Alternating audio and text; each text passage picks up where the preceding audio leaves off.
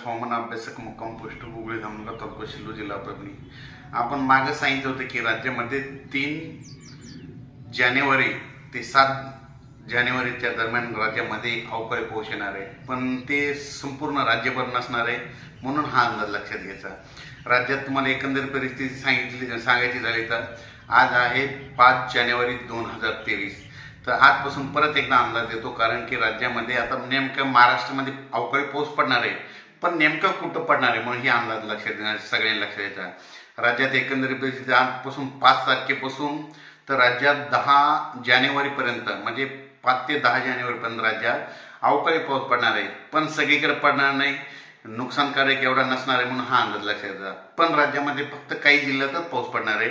सांगायचं झालं तर तो पाऊस नागपूर जिल्ह्यामध्ये तुरळक ठिकाणी पडणार आहे, त्याच्यामध्ये वर्ध्यामध्ये पडणार आहे, अकोला जिल्ह्यात, तसेच वाशिम जिल्ह्यात, यवतमाळ जिल्ह्यात, हिंगोली जिल्ह्यात, बुलढाणा जिल्ह्यात, परभणी जिल्ह्यात, नांदेड जिल्ह्यात, लातूर, तसेच बीड जिल्ह्यात, नगर जिल्ह्यात, उस्मानाबाद जिल्ह्यात, बार्शी, कुर्डुवाडी, जत, कर्नाटकमध्ये जर जास्त पडणार आहे म्हणून हे अंदाज लक्षात घ्यायचा।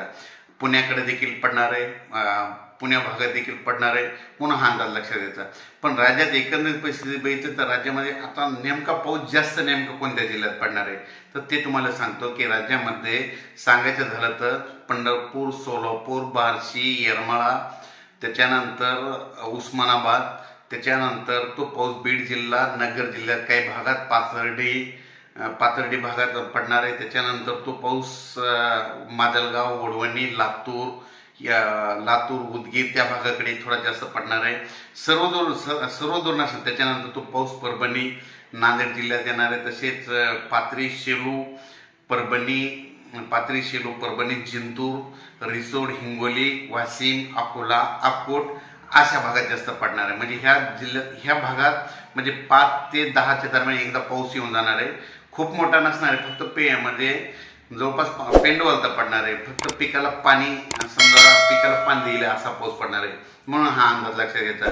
त्याच्यानंतर 10 जानेवारीच्या नंतर पुन्हा हवामान कोरडं राहणार आहे, पण परत एकदा सांगतो की राज्यामध्ये फेब्रुवारीमध्ये म्हणजे 22 फेब्रुवारी ते 10 मार्च दरम्यान परत मग अवकाळी मोठा पाऊस येणार आहे। म्हणजे तोपर्यंत सध्या एवढं काही वातावरण असणार, मग 22 फेब्रुवारी ते 10 मार्च 2024 या दरम्यान एक अवकाळी पाऊस येणार आहे। तोपर्यंत मग ह्या मधल्या पिरियडमध्ये जवळपास 1-1.5 महिन्यामध्ये एवढा काही मोठा पाऊस पडणार नाही, अवकाळी पडणार नाही, म्हणून हा अंदाज लक्षात घ्यायचा। जर अचानकच बदल झाला तर लगेच एक अंदाज दिला जाईल। धन्यवाद।